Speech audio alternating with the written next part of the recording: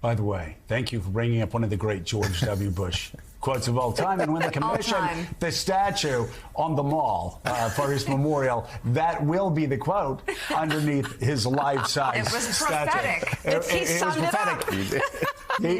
He summed it up well. I mean, brevity is the soul of wit. Yeah. So I'm curious. I'm curious if you would talk about January the 6th. In your book, you paint a vivid picture of what it was like inside your home. Right. I think it was that way in ours and so many others' home.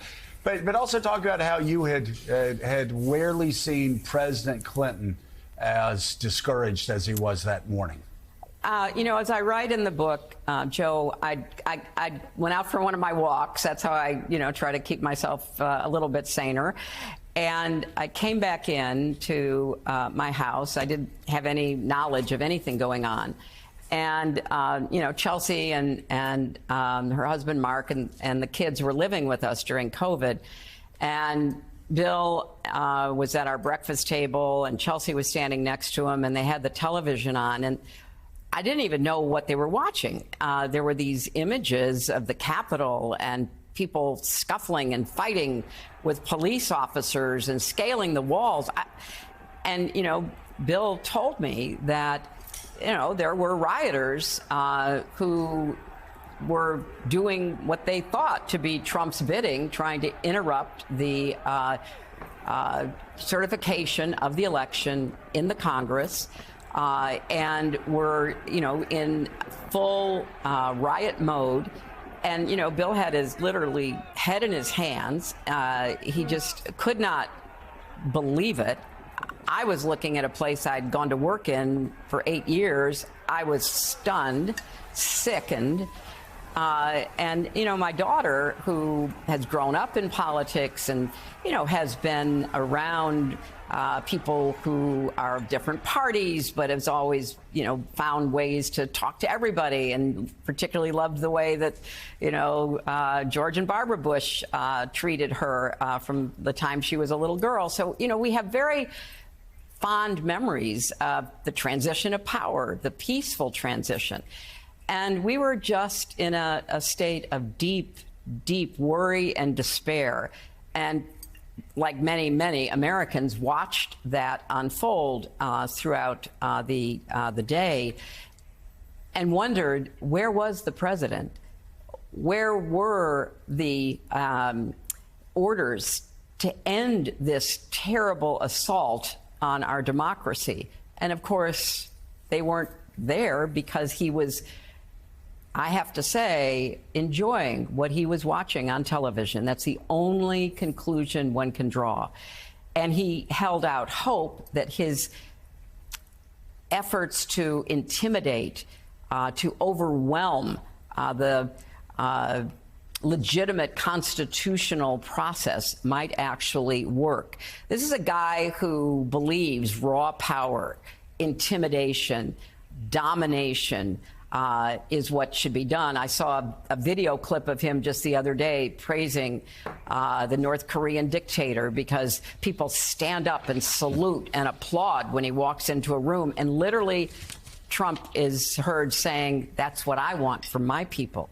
This is so foreign to who we are as a nation, the kind of values that we're supposed to hold. And January 6th was, one of the worst days in American history. And by the way, Donald Trump's still, again, promising to pardon many of the people that we see in that video desecrating the Capitol. Secretary Clinton, one of the things people who spend time around you these days note is how dialed in you are on policy, how dialed in you are on individual races across the country. You're very, very engaged. So I'm curious, I'll put you in a sort of a pundit seat for a moment about how we should be thinking about these next 40-some days of the election. What are the important states to look at? We showed some new polls this morning that shows progress for Vice President Harris versus where Joe Biden was in some of those states. But as I also pointed out, there's no celebration in the campaign. They know how tough it's going to be. What's your assessment of where things are? I think we've made a lot of progress. We are certainly in a better position than we were before the president decided to withdraw. And I think that the challenge, as it has been for a number of elections now, is winning the Electoral College. I have no doubt that the Harris-Walz campaign, like my campaign, will win the popular vote. But I think, as we all know, that doesn't get you the election. You've got to win 270 electoral votes. I think what needs to happen is what they are doing, just more, deeper, more intensely, which is reaching out to people, both with the positive story. And, sometimes I'm asked, well, where is the policy? Well, go to the website. That's where the policy is. I had more policy than anybody had. I gave speeches about it. It was on our website. I wrote a book with Tim Kaine about it. We have lots of policy. At the end of the day, that's not what caused people to vote for me or against me. And I think the Harris campaign knows that. They know that you've got to, cross a threshold, which they have more than done, in terms of what kind of governance you're promising. But at the end of the day, this is a contest between freedom and oppression, between democracy and autocracy, between bringing people together and further dividing us. And that's what has to be communicated every single day between now and the election. And I want to just add that I think you all do an excellent job of talking about the stakes, not just the horse race, but the stakes of the election, and painting a picture for people about what Trump is promising to do. And don't let folks get away with saying, yeah, but I'm not an immigrant. It's not going to affect me. I'm not a woman of childbearing age. Abortion bans aren't going to affect me. I'm not likely to die like that poor young woman in Georgia did because she didn't get the medical care that she needed. I'm not, LGBTQ. I'm none of those things. I think if you listen to somebody like Timothy Snyder, who I think you had on the show, and with his new book on freedom and his prior book on tyranny, there is no safe harbor from authoritarians. You can get on their wrong side without even knowing. And a lot of the people in business who say things to me like, well, I don't know. I mean, the taxes and this and that and the other.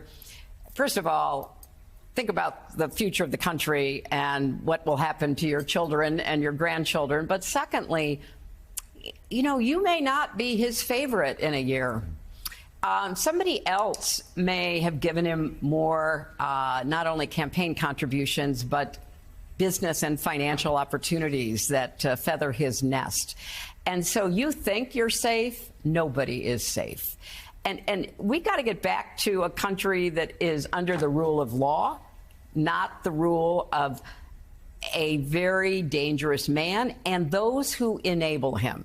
Because don't forget, Willie, that this is not just about electing him. It is about putting people into place who, through Project 2025, have made us very aware of the kind of country they want to see. They want us to believe what they believe. They want us to worship the way they worship. They want us to think the way they think. They want us to, ostracize people who are not like us. No. I grew up in a time when we kept pushing open the doors of opportunity. The Civil Rights Act, the Voting Rights Act, the women's movement, the gay rights movement, things that recognized our common humanity and our differences, which make us a much more interesting country. Nobody can beat America when it comes to our energy and our optimism. Our diversity is our strength.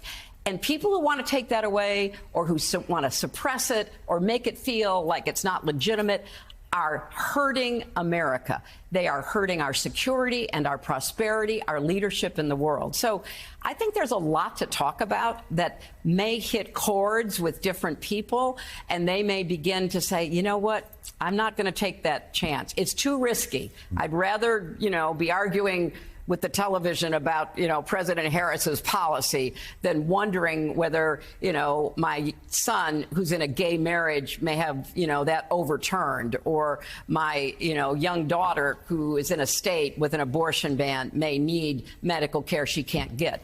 Let's focus on the reality of the choice. And I think if we do, we're going to win. The new book, Something Lost, Something Gained, Reflections on Life, Love, and Liberty, is on sale now. Former Secretary of State Hillary Clinton, thank you. Thank you very both. much for coming on this morning. Thanks. Great to see you. Thank you. Good to see you. Thanks. And